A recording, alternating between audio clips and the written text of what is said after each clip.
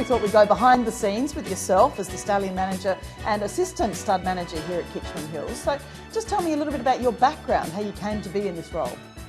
Well, I started off with breeding and with horses back in Ireland, where my stepdad has a stud in Westmeath in the Republic of Ireland. We started off with show jumpers and eventually moved into the thoroughbreds, where he now stands Capella Sans Vero. I ended up in Australia at Patnack Farm about 4 years ago, and then, about just over a year and a half ago now, found myself at Kitchman Hills, where as soon as I arrived here, I decided that, I'm happy here. This is definitely the place for me. And yeah, I've finally achieved my goal and getting stallion manager and looking after the stallions, which is a dream come true. And then quite recently, I was very grateful to get the promotion to assistant stud manager. And it's a new journey every day, really, so just got to take it as it comes. Yeah, interested in looking at the bond between the stallion handler and the stallion themselves. I mean, when you're brushing, say for instance, Time for War, when you're brushing him, when you're with him constantly, it does develop a really great caring bond, doesn't it? Yeah, it does. We've only got the 2 stallions here, so I'm quite lucky that I get to spend quite a bit of time with Time for War and Dane Shadow, respectively. And we really do have a good bond together. As funny as it sounds, he's my main man here. I spend a lot of time with him, and he knows me like the back of, his hoof, my hand, and yeah, we've got a great relationship. He's a fun stallion to work with, so it's hard not to get on with him.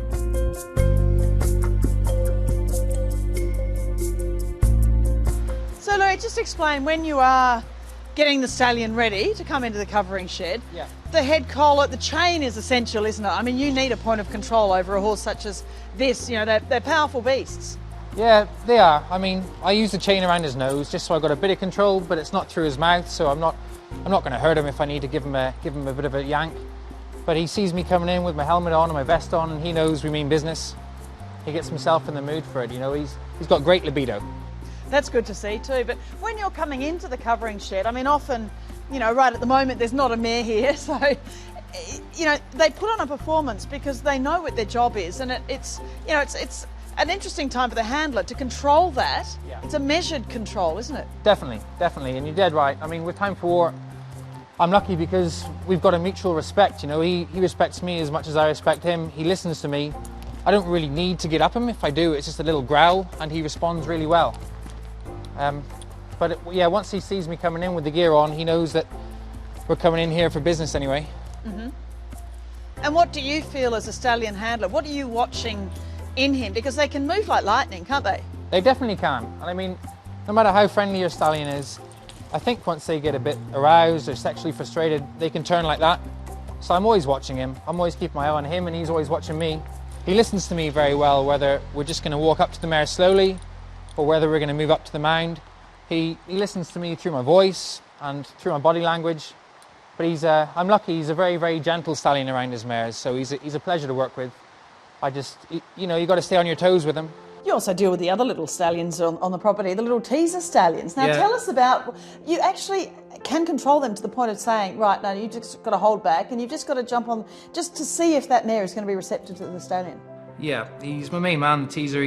He saves us a lot of hardship in the covering barn. In the wild, the mare runs the show, so she can decide when the stallion is allowed to mount, and she controls the whole breeding process. Whereas here, we don't have that luxury. We're restricted a lot by time. Obviously, the covers have to be done at the set times. So the teaser really, he saves us a lot of hardship. He just allows the mare to break down before we bring in the main stallion. And yeah, we're lucky with our 2 guys. They're fantastic. Well, we just keep the tail wrapped to keep all the hairs out of the way from when he's covering the mare. If he catches some of the tail hair, it can cause him a lot of pain. Keeps it clean, keeps it out of the way. It's just for convenience, really.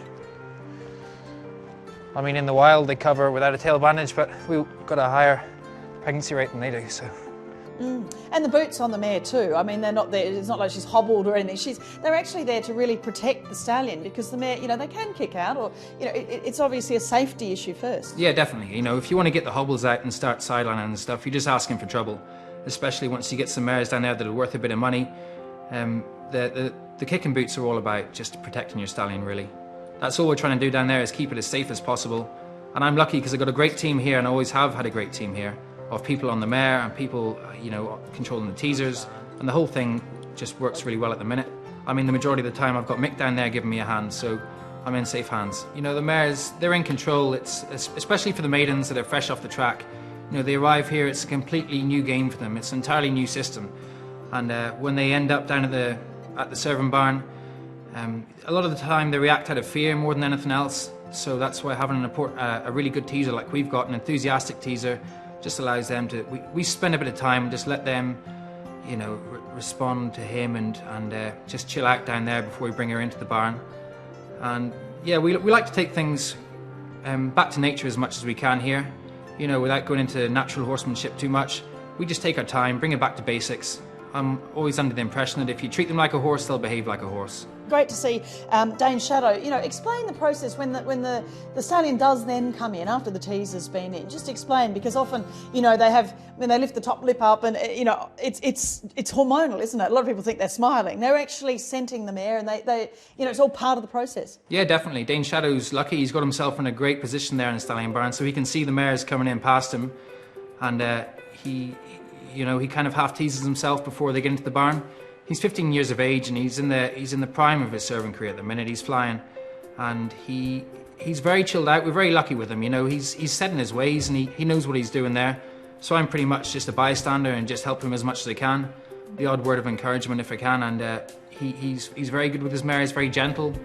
You know, he cracks me up because most of the time before a cover he'll put his two front legs out and have a good stretch of his back before he mounts, which is, oh, it's fantastic if your stallion looks after himself like that. And I like the head-to-head thing. I mean, the mare actually looks around, acknowledges him, and he actually enjoys being able to see that, you know, the head of the mare, and they actually can, you know, really almost communicate to each other. Oh, definitely, yeah. It's a great way of getting them just building up the libido, but it's a natural thing. That's what they do in the wild. If you ever watch any footage of two horses mating in the wild, it's all head-to-head, and then eventually once the mare decides that she's ready, you know, the stallion will work his way around the back of the mare. So it's just a natural way of making the whole thing go a lot smoother.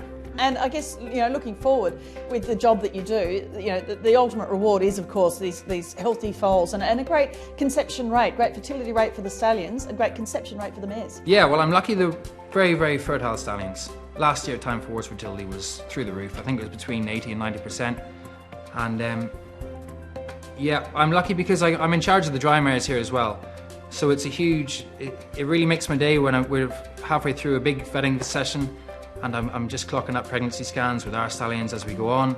So yeah, I'm very lucky that I'm involved in quite a few different areas on the farm, as well as just the stallions. And riding the stallion too, or time for war. And I mean, not very good conditions at all, but you're an excellent rider, obviously an excellent horseman, because, you know, most horses he hadn't been ridden for a little while, and he was just quite happy to just trot up and behave perfectly. Yeah, well, he enjoys it as much as I do. I'm not sure if you've seen the footage on Facebook and on our newsletter, but I ride him right round the farm, through the mares and through the laneways, and just expose him to as much as I can. You know, he's 4.5 years of age, he's still maturing physically and mentally, and it's just a really, really good way of just chilling him out, you know, getting him to see as much of the farm and see the mares around him, and then when he's back down in his paddock it never bothers him at all. But it's another way of just keeping his mind busy. You know, if I keep him active and keep him enjoying himself, then touch wood that I'll never have any problems with him. And he's an absolute gentleman. You know, it's only really when I think back and think about the guys that have worked with them before me, right back to breaking, the yearling prep, Gerald Ryan, his strappers, that it really makes you appreciate how well they've done their job for us to have a stallion that's as, you know, such a gentleman like Time for War and as respectful as he is. You know, it just really makes you think that we're lucky that everyone else has done their job as well as we are.